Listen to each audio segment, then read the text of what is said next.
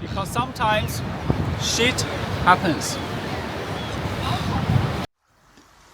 The winter in Qingdao may be cold for men, but definitely warm for them. Every year, thousands of seagulls fly from Siberia to here, Qingdao, for work. Yes, you heard me right. They are here for work. If you come here in the early morning, let's say at 7 o'clock, you may detect no one. And then, at about 8 o'clock, all of a sudden, they flock in, just like you, rushing into office every morning.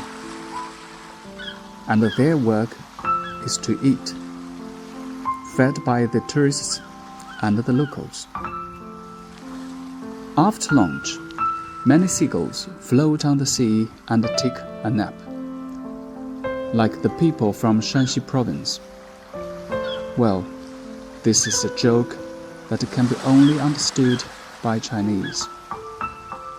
Then, in the afternoon, at about 4:30 or 5 o'clock maybe, they finish their work and disappear. What a nice job! And clearly, they don't need any passports or work visa, and no worries about the ICE. Now, there are more than 100,000 seagulls stopping in Qingdao every winter, attracting thousands of people to date with them. But just one tip for you: don't stay too long under them.